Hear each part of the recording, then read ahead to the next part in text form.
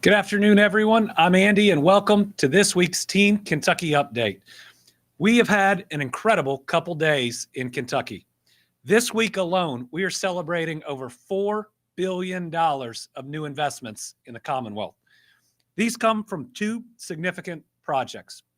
First, news broke last night that Apple will invest $2.5 billion into the Corning glass facility in Harrodsburg, Kentucky. And second, the announcement we celebrated on Tuesday with General Matter investing nearly $1.5 billion in McCracken County. That will be the largest investment in West Kentucky history. This $4 billion in investment adds to the more than $36 billion that we had announced thus far in this administration, meaning we are now over the $40 billion mark. That is almost double what any other administration has brought in our history. But the most important part are the tens of thousands of new jobs that have come with it. Thus far, a record 62,500, and that's before we get clarity on those Apple Corning jobs. And we aren't done yet. We've got really huge news coming next week that is only going to add to this win streak that we are on. But first, let's look back at this last week. We've had some great new location and expansion projects approved by our Kentucky Economic Development Finance Authority. So last Thursday, 8 prospective new location and expansion projects were announced for performance-based tax incentives. The investment of all these together is over $1.6 billion, and they create 426 full-time jobs. Last week's approvals include General Matter in McCracken County, Lowe's Home Centers in Shelby County, Valor Flex in Warren County, FRF Inc. in Boyle County, Ingersoll Rand Industrial US in Taylor County, Red Ball Recycling in Jefferson County, Turning Point Brands in Jefferson County, and Aura Genetics of Kentucky in Jefferson County. As I just highlighted, on Tuesday, we announced a major milestone for what's going to be the largest investment in the history of Western Kentucky. General Matter is investing nearly $1.5 billion in McCracken County and creating 140 new good full-time jobs.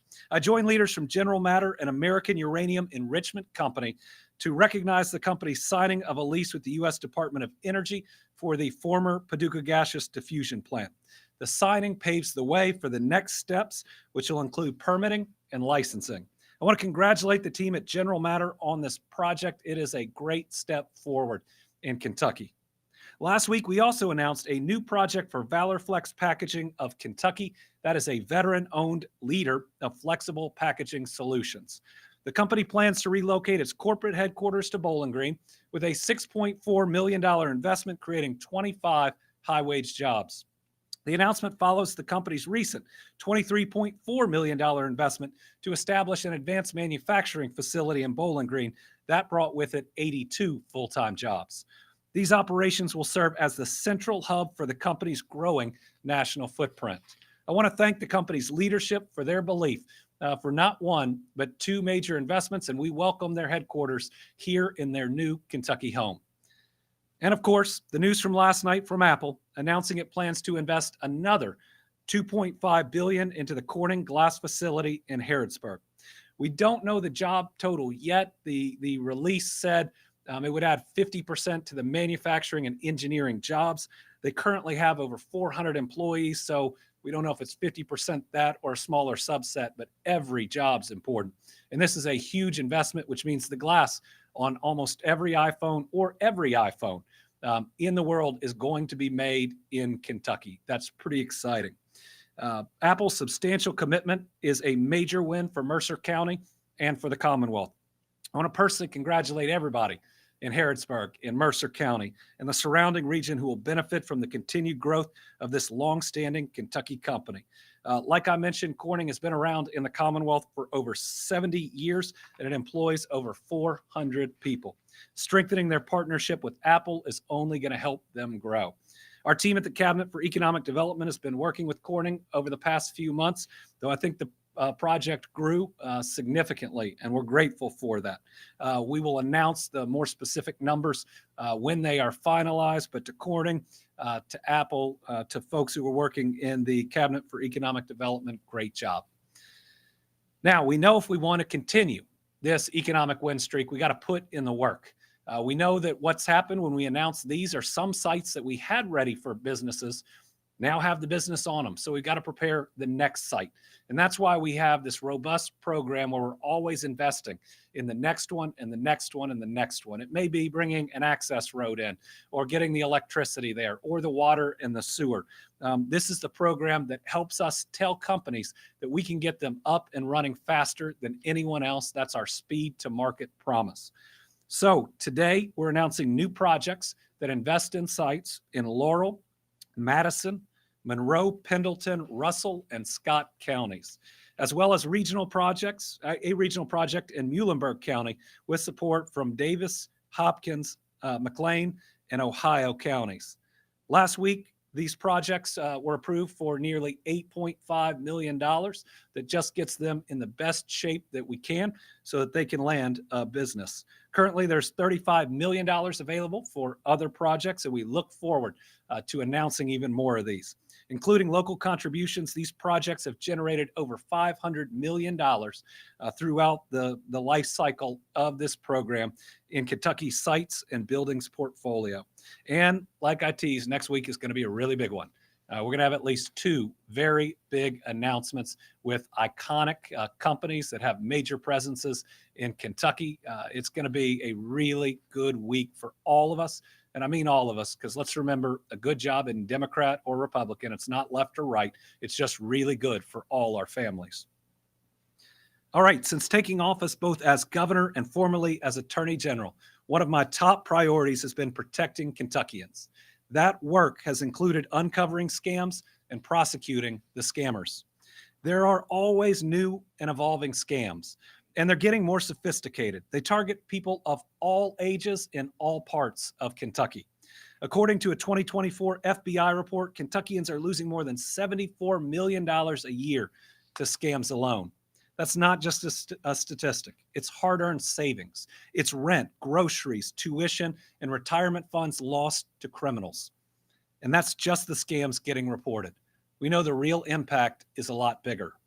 Scammers may be working to ruin lives and destroy life savings, but today I'm announcing a partnership where Team Kentucky is going to fight back. Today, we're launching a new website, stopscams.ky.gov. This site and accompanying resources and different events we're going to do are going to help us identify more scams to more people before they fall for them. It's going to help us make sure that they can be reported so these people can be found and arrested for the criminals that they are, and that we can do everything we can to get people's money back. And we're going to announce today and hear from some partners that are already out there doing great work in this area. So hopefully this just adds more information and more resources. This website is a one-stop resource from Team Kentucky for tips to spot scams, ways to report them, and resources for recovering what's lost should you fall victim to a scammer. Through the website, you can also sign up for scam alerts, something we did when I was Attorney General, and that way you can receive alerts on the newest scams so you read about them from us before you get that fake text or fake email. Scams are just mean, they're cruel, they interrupt your life through emails and texts, unwanted phone calls, and sometimes even door knocks. No matter the method, here are some simple ways to stay safe. First, pause before taking any action. Take a breath, think about what you're doing, think about whether it seems too good to be true and whether it's real. Second, check the information that you receive is accurate and legitimate. And third, protect your personal data. Remember, oftentimes these scammers are going to use emotion, either fear. You owe something and they're going to come to your house and arrest you unless you pay it. That's not how law enforcement works on fines. The other is often exhilaration. You've just won something, but you can only claim it over the next X number of minutes. That's why that pause is so important, right? So that your heart slows down and your brain kicks in, and hopefully you start asking the questions you need to ask. So I want to thank members of Team Kentucky, the Better Business Bureau, and the Kentucky chapter of AARP for joining us in these efforts.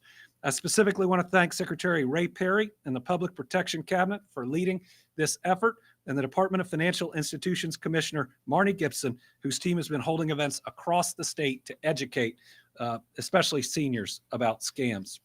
This year, over 700 seniors have attended these events, which means they are better protected and less likely to lose that life savings. So by working together, sharing information, and talking to our families, friends, and neighbors, we can stop scams. So today, I'd like to invite up Secretary Perry, Heather Cleary, Communication Coordinator from the Better Business Bureau, my friend Gary Atkins, Kentucky State Volunteer President of AARP, to tell us more. Come on up.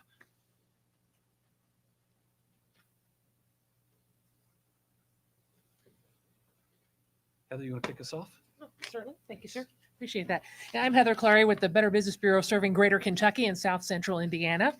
And just wanted to say that we're honored to join forces with the Public Protection Cabinet and AARP in this important endeavor on stopscams.ky.gov. Because for more than 100 years, the BBB has helped connect consumers with businesses they can trust and equip them with the tools they need in education to keep their identity and their money out of the hands of scammers.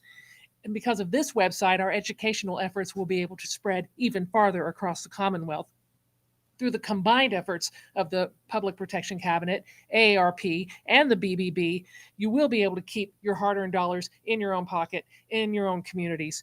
And the BBB just wants to thank the Public Protection Cabinet for giving us this opportunity to join in this important endeavor, and we do look forward to having that relationship fostered for many years to come. Thank you very much. Thank you, Governor. Kentucky AARP and our Fraud Watch Network proudly supports the launch of the new Team Kentucky Stop Scams website. It's an essential tool in the fight to protect Kentuckians, especially older Kentuckians, older adults, and veterans from increasingly sophisticated scams. Access to trusted information and real-time alerts empower consumers to stay one step ahead of fraud. We urge Kentuckians of all ages to take a moment to pause, check, and protect, because recognizing the signs of a scam can make all the difference. Thank you. Thank you, Governor. It's the mission of the Public Protection Cabinet to keep Kentuckians safe in business, leisure, and in daily life. And we would not be able to meet this mission without addressing something that is putting Kentuckians at risk every day, and that's scammers. And as we all know, these scammers, with the emergence of technology, is getting more and more hard to detect. They sound like people you know with AI. So we've got to do what we can to stop this. And part of that is making people aware of ongoing scams as we find them out.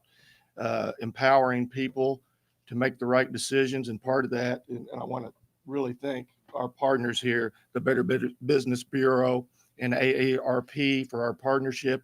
And also want to thank our state agencies that are going to be working with us on this, sharing information to try to stop this, educate, and go after these scammers when it happens. So, and I know, Governor, I was talking, you mentioned earlier, and I get the same text to the scammers that are emailing me saying, I owe you toll money, give it up. We're coming after you. Thank you. Thank you all. Very proud to do this work with the Better Business Bureau and AARP. They have been great partners in anything and everything I've worked on in state government. Sometimes partners, potential partners might say, wait, we're already doing work in this space. No, they said, bring it on. Let's do more. Let's do more together. Let's protect more people. I think that's how you know an organization is living out its values. So thank you all for your great work. Remember, anybody can fall for a scam.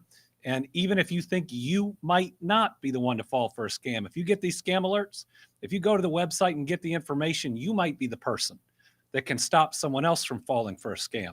That when you see them as saying, hey, I just got this text or this email, or, oh my goodness, I owe a toll payment. And if I don't make it in the next 10 minutes, if you have that information, you might be the person standing in between them and losing their life savings.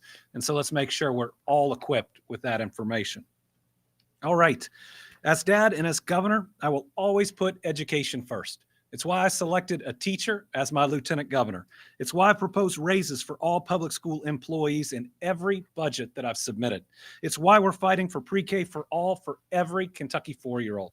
And it's why we worked at the General Assembly to invest $245 million over 2 budgets in career and technical centers in our high schools. And now we're announcing more good news for our students. Today, we have several awards for school districts across Kentucky to help with facility renovations and rebuilds. We're investing more than $110 million in these projects because our students deserve the best.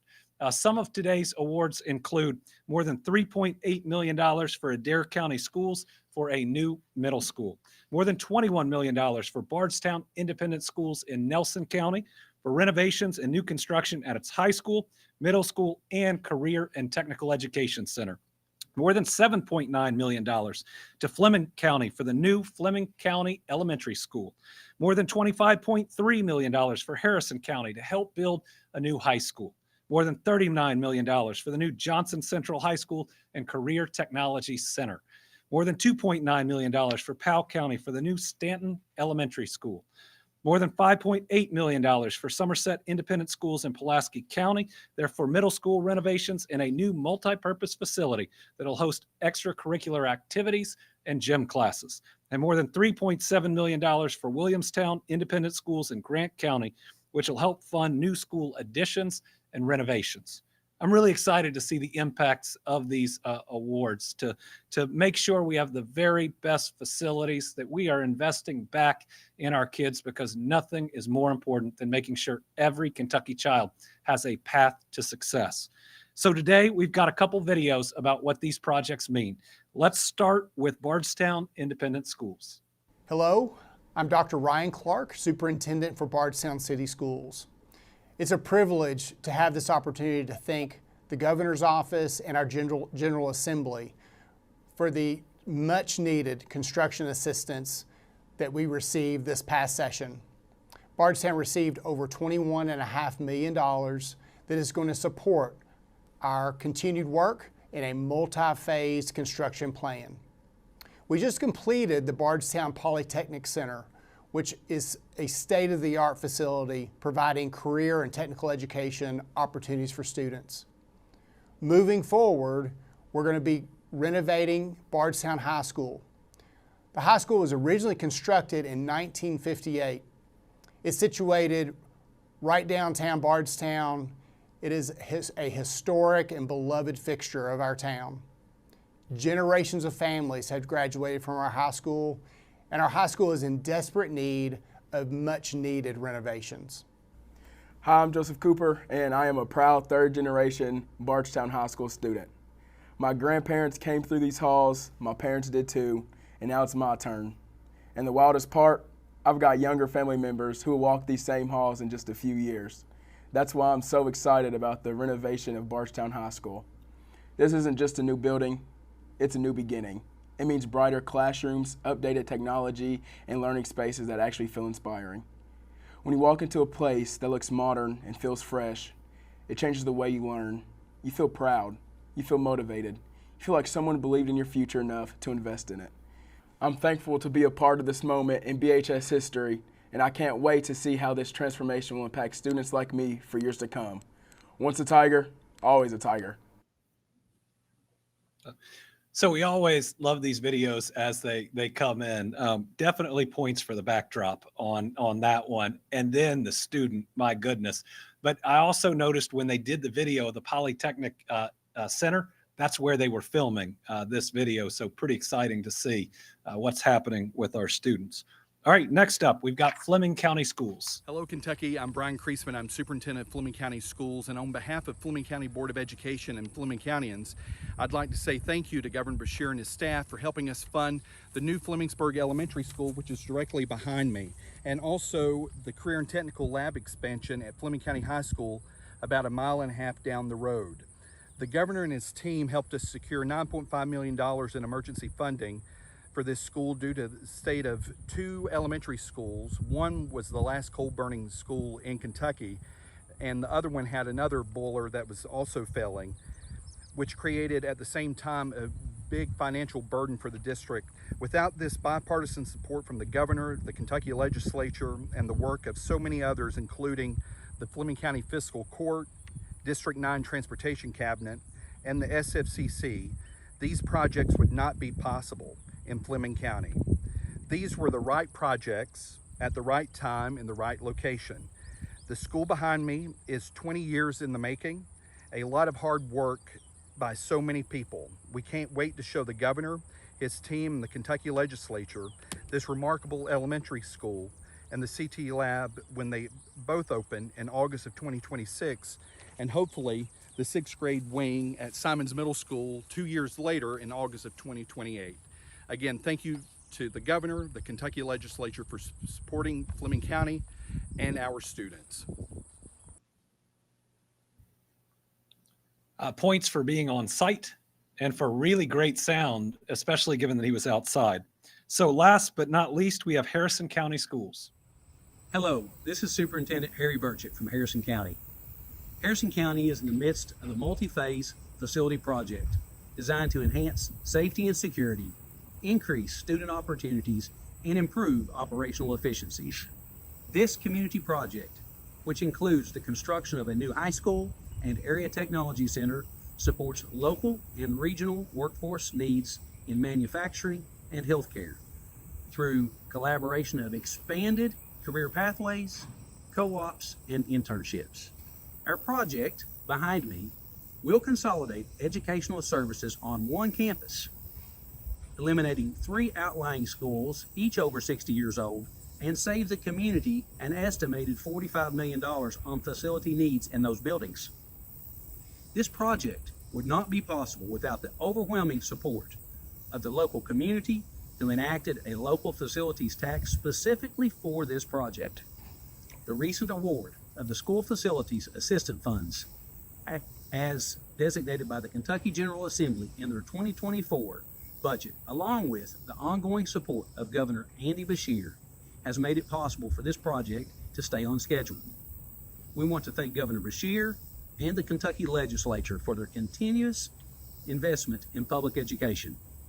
This is truly an investment in education and a win-win-win.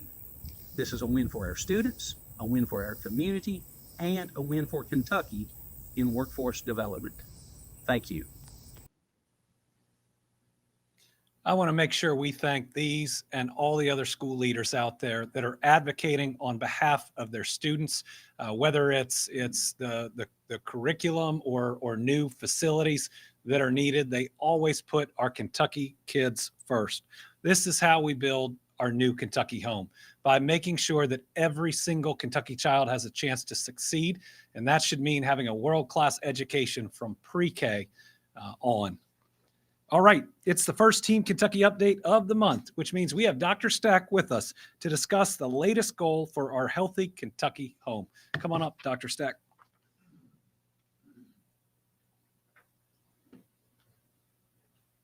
Thank you, Governor Beshear. Good afternoon, everyone.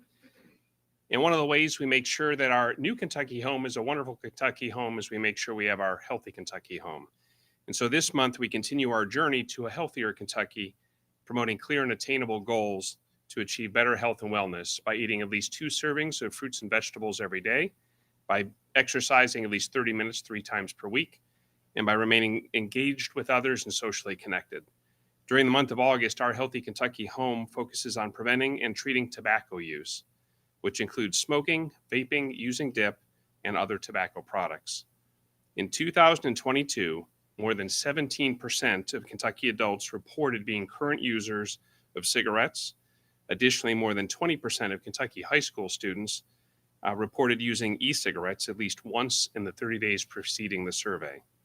Now, cigarette smoking is the #1 preventable cause of death, disease, and disability in our nation. It is also the #1 preventable cause of cancer. Electronic cigarettes, sometimes called e-cigarettes or vapes, are also risky. Almost all e-cigarettes contain the addictive substance nicotine, as well as other harmful substances such as heavy metals or flavorings which include diacetyl, a chemical that is linked to severe lung disease. Both smoking and vaping can increase your risk of heart disease, cancer, diabetes, and strokes. Unfortunately, once you become addicted to nicotine, it is hard to quit. But by incorporating modest changes in your daily routine, you can begin your journey to a healthier, tobacco-free you. One of the best things you can do when trying to quit tobacco is to seek support from someone specializing in helping people quit. Quit Now Kentucky is a service offered by Team Kentucky. It provides 24/7 no-cost coaching over the phone and also to anyone online who wants to quit smoking, vaping, dipping, or otherwise using tobacco products. People who use a tobacco quit line like Quit Now Kentucky are twice as likely to successfully quit compared to folks who try to stop cold turkey or without help. To learn more about Quit Now Kentucky, please visit www.quitnowkentucky.org. Team Kentucky also offers extra support to youth who want to quit vaping or using other tobacco products. The My Life, My Quit program is available to anyone under the age of 18 and provides free and confidential help quitting.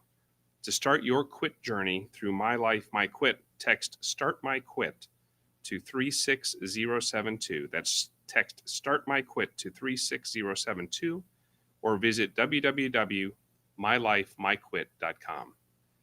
Another great tool for quitting tobacco is nicotine replacement therapy, like nicotine patches, gum, or lozenges.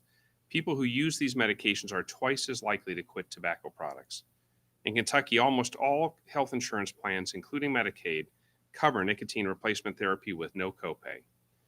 If you don't have health insurance or you're enrolled in Medicare, you may be able to get no-cost nicotine replacement therapy through the Quit Now Kentucky line that I mentioned before. When trying to quit tobacco, nicotine cravings can be especially frustrating. When cravings happen, it's important to distract yourself since nicotine cravings typically pass within 5 minutes.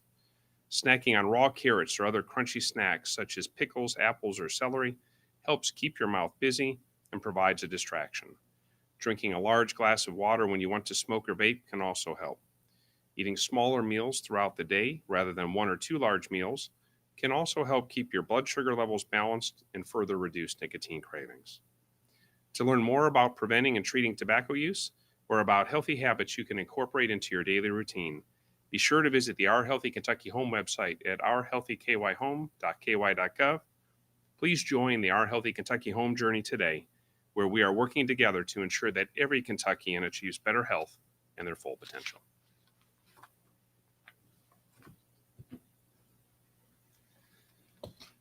All right, we have another update on recovery following those deadly tornadoes in May.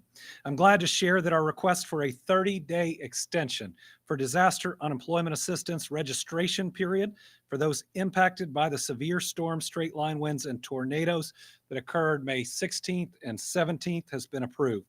The deadline has been extended to August 22nd, 2025 for disaster survivors in all counties designated for individual assistance. As a reminder, those counties are Caldwell, Laurel, Pulaski, Russell, Trigg, and Union. Those eligible can apply by visiting the Kentucky Career Center website at kcc.ky.gov or calling 502-564-2900 to file the initial claim. Just as an update for some numbers, FEMA individual assistance now over $2.8 million and more than $1.3 million in other needs assistance. Again, remember that much of the damage caused by tornadoes is covered by insurance, whereas it's typically not in flooding. And so you see bigger numbers after flooding in individual assistance than you do after tornadoes, though typically the survivors, if they have insurance, see more dollars coming back to them overall. We're currently sheltering 35 households from that event, which are made up of 75 individuals. Best number I can give you, 59 households have transitioned out. That means they have found more permanent housing and are more stable in where they're staying. Of the 30 households, we have 9 in hotels and 21 in travel trailers. If you'd like to help these or other families by making a monetary donation, the Team Kentucky Storm Relief Fund remains open. So far, the fund's raised more than $2.3 million in donations from 7,285 donors. You can donate at teamkystormrelieffund.com governor.ky.gov. And just from families that I've talked to, the first thing that we do is we pay for funerals so that nobody is having to worry during a very difficult, traumatic time. Nobody has to pay out and then maybe get reimbursement several years later. And I've now heard from half a dozen families that have reached out and said, we couldn't even take the first step forward after something so difficult happened. But when we got this call, it lightened the load just a little bit, helped us catch our breath. And that's the very least that we should be doing for families that have suffered some of the worst. Okay, this month, we're celebrating the 90th anniversary of the Social Security Act. On August 14th, 1935, President Franklin D. Roosevelt signed this monumental legislation into law, creating the Social Security Program and unemployment insurance. For 90 years, the Social Security has transformed the lives of millions of Americans by providing financial protection for retirees, people with disabilities, surviving spouses, and families, and more. It also provides support to meet basic needs like housing, food, and health care. The program is a promise that Americans have earned and deserve through their hard work. For 9 decades, Social Security has been a reliable retirement security and safety net for our people. And as governor, I believe it's important that we support this program to ensure it remains strong and sustainable for generations to come. That's why I was proud to sign a proclamation declaring August 14th as Social Security Day here in the Commonwealth. So I'd like to invite all our friends from AARP to come up and join us for a photo with the proclamation.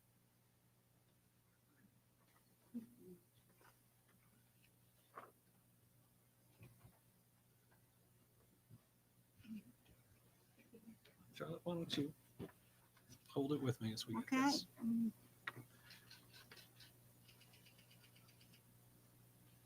All right. One more. All right, thank you all very much. Thank you very much. Thank you. Thank you. Appreciate it. So, we'll send this with you. Thank you, sir. You're welcome.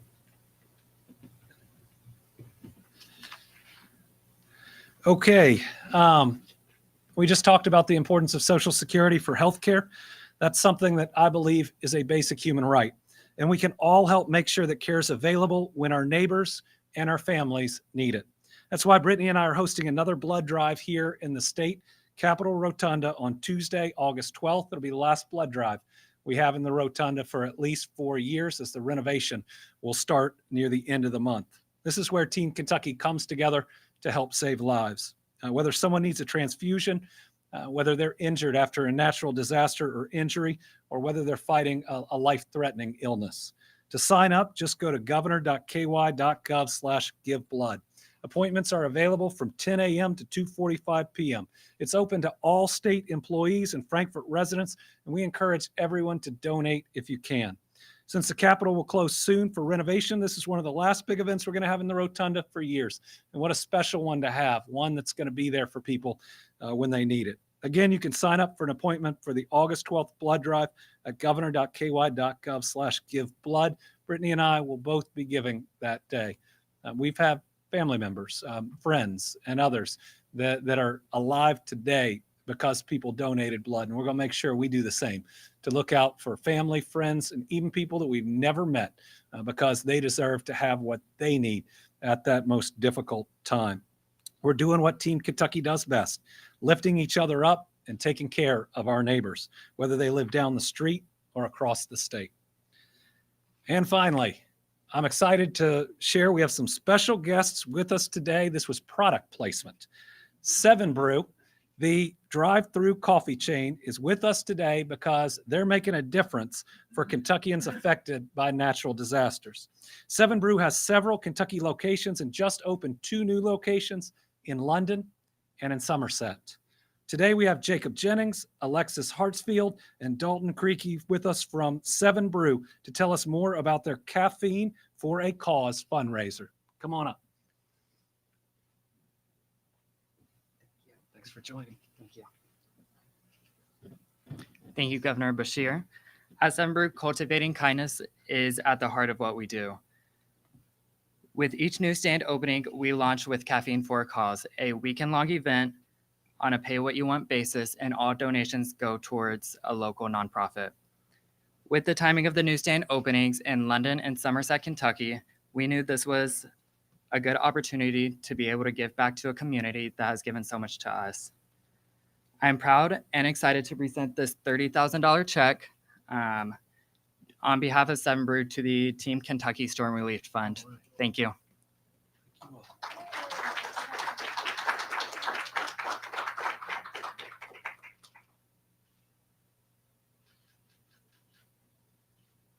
right. Thank you all.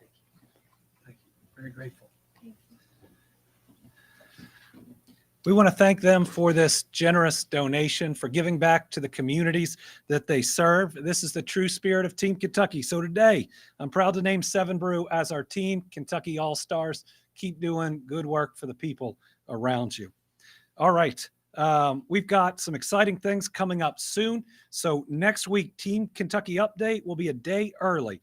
We'll see you here Wednesday, August 13th at 1:30 p.m. Eastern. Until then, remember to do good things and be kind to each other. With that, we'll open it up to questions. We have several journalists with us virtually. We'll start with Tom Latek.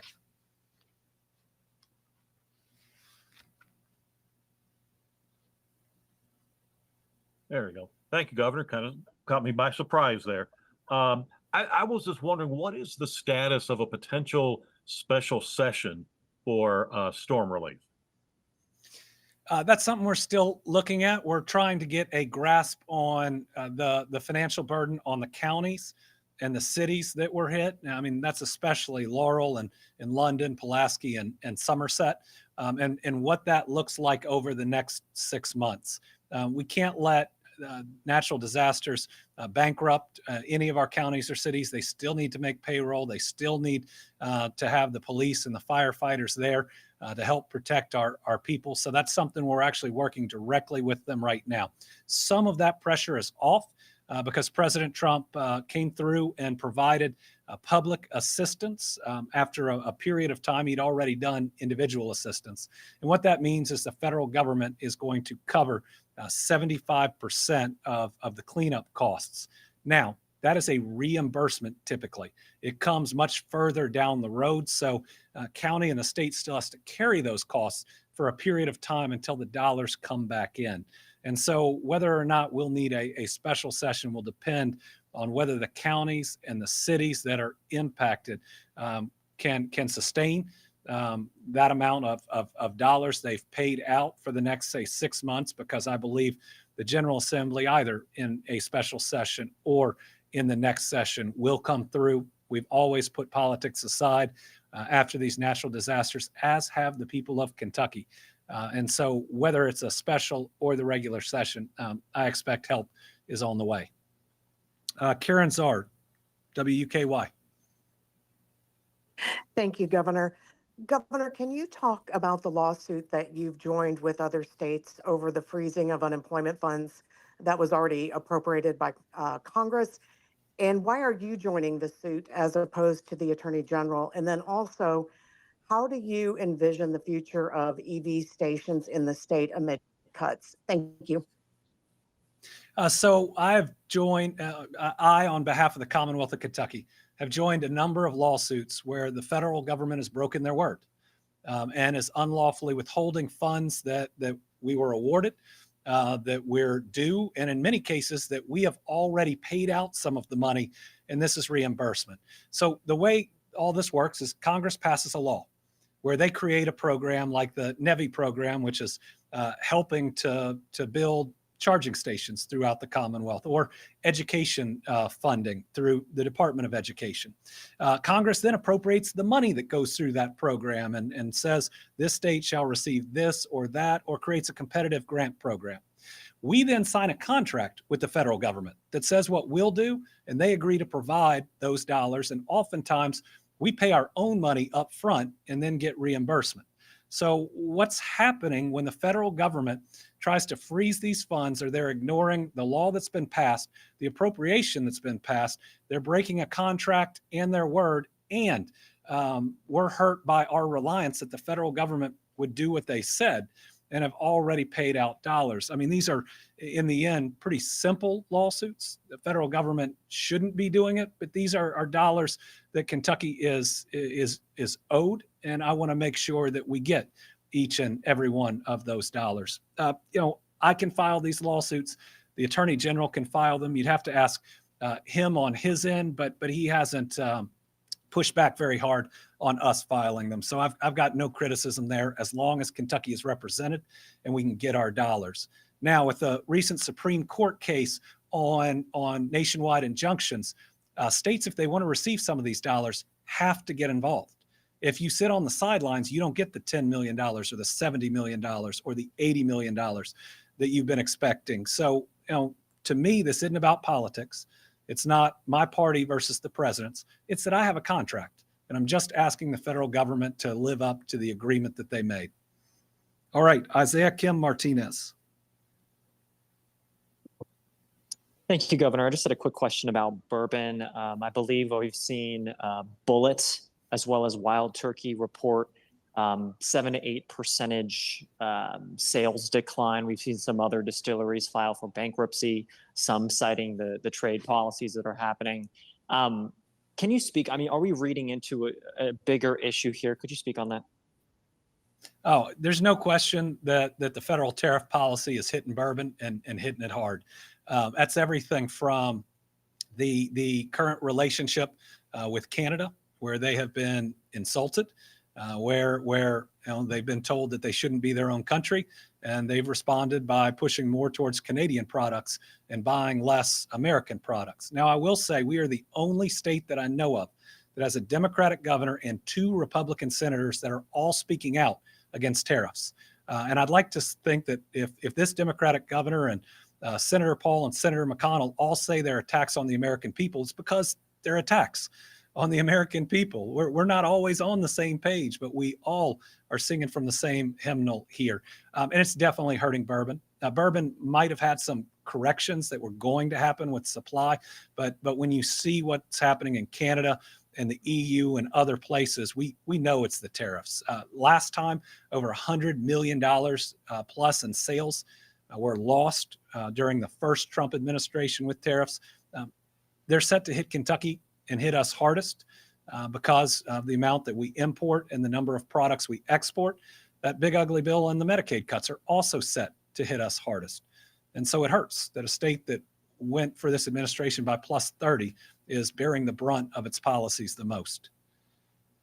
John McGarry, WEKU.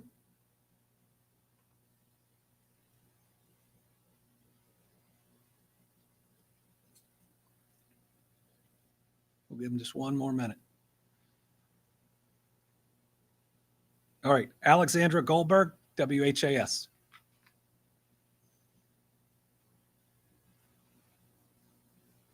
Thank you, Governor. Have you communicated with President Trump about the Apple investment, and are you planning on working with the White House on this? I haven't had an opportunity yet to communicate about the Apple investment. We'll work with any administration, including this one, if it's bringing jobs to Kentucky. I always say that to be credible, if you're going to criticize a president when you think they're doing something wrong, you got to give them credit when they're doing something right. And so anytime this president wants to work together to bring jobs to Kentucky, I am right here, ready, willing, and able. And just in one other area, and I know I've said this before, the FEMA response on the ground under this president is the best that I've seen. He deserves credit for it. And my hope is seeing such a well-run operation convinces him that the future of FEMA is really important, and this can be a really good group that does good work for him. So thank you all, everybody. A $4 billion week doesn't happen all that often. It's actually only happened once before in the Commonwealth of Kentucky's history. Wait until you see next week. I know it feels like a chaotic world, but there are good things happening. And when those good things happen, let's make sure we celebrate them. Let's make sure we take those really good moments. I think that's what helps sustain us through the other challenges that are out there. Everybody have a good week. Thank you all. I almost got through the whole cup of coffee.